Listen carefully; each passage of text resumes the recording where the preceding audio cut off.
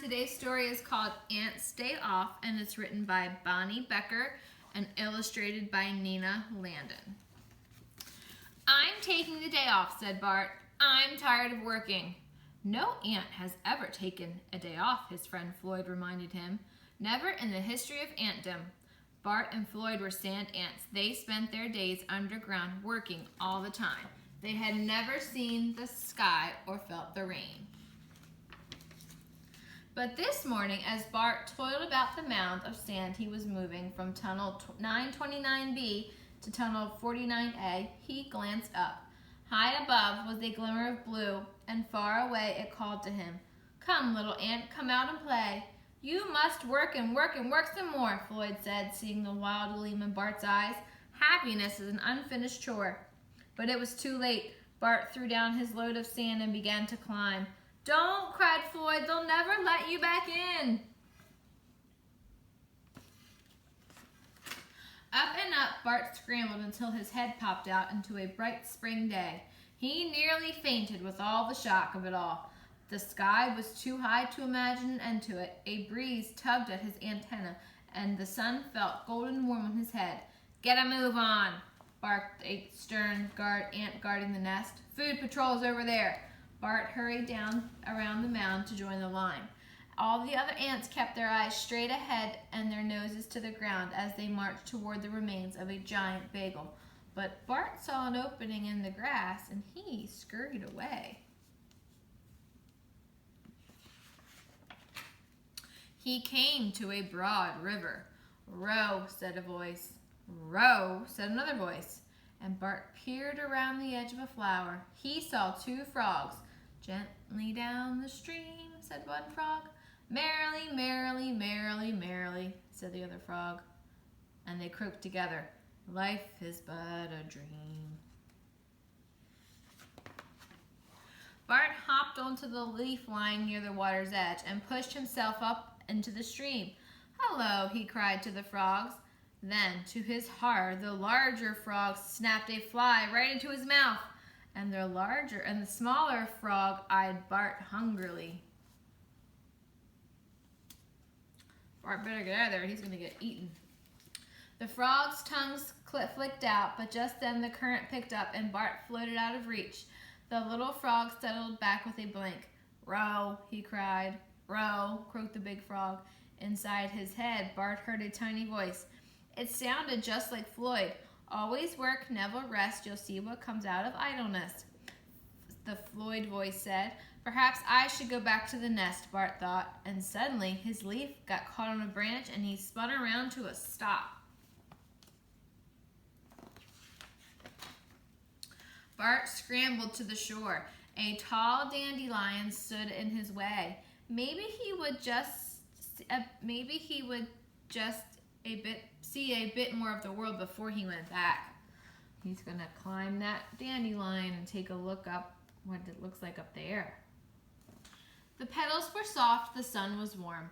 For the first time in his life, Bart wasn't doing anything.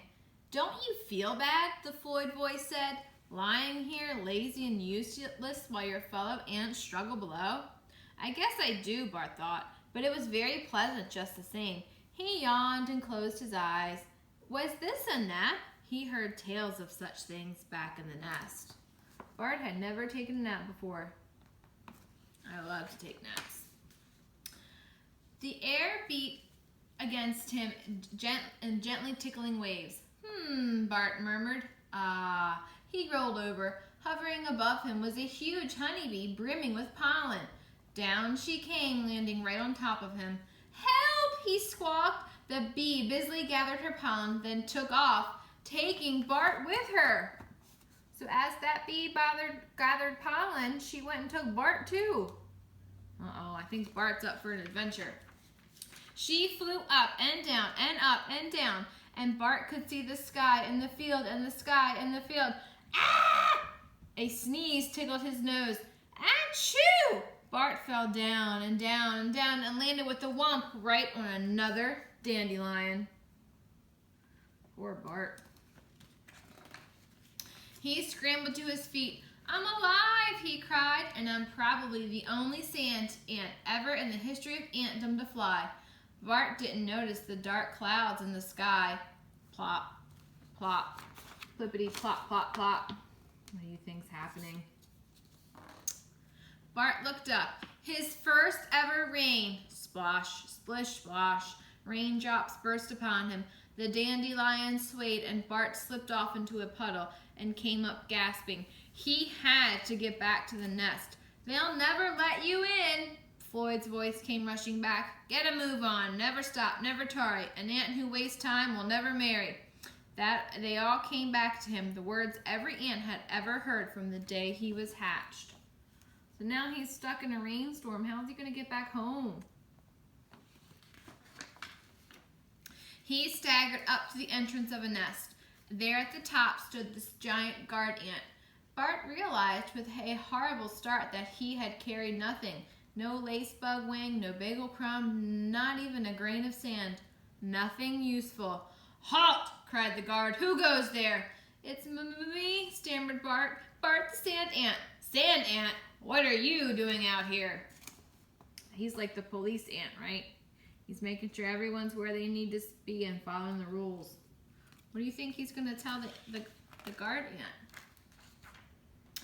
Wild lies flashed through Bart's head. Or maybe he could say he was kidnapped by earthworms, or that he was blind. I took the day off, Bart whispered. I'm not doing anything. I'm being totally and completely useless. I floated down a stream. I almost took a nap. I flew on a bee, but that was mostly by mistake. A day off, said the guard. You took the day off? And Bart nodded. The guard paused and then said quietly, I took a day off once long ago. You did, breathed Bart. Don't tell anyone, snapped the guard. Not a peep. Never a word. Still, if you pick up that moth wing and make it snappy, I will let you back in. Always bring back a bit of something, muttered the guard, and Bart slipped past. That's what the others do. Others? Asked Bart. Sometimes, the guard said softly. Well, sometimes an ant just needs to look at the sky now, doesn't he? And then he frowned and turned away. So the guard let him back in.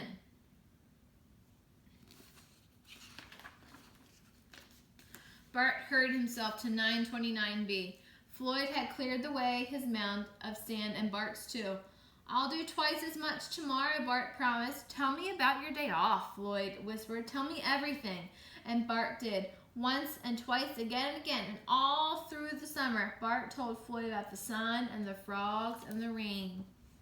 So Floyd was a good friend to Bart. He did his work and his too, so Bart could have a day off. And one day, when it was nearly fall, Bart found Floyd standing stock still, staring up at the speckle of blue. I couldn't, Floyd gulped. Bart laid down his grain of sand. Come on, I'll show you. But wait a minute, cried Floyd. Never in the history of Anthem has an ant ever taken a second day off. And Bart just grinned, and the two friends began to climb.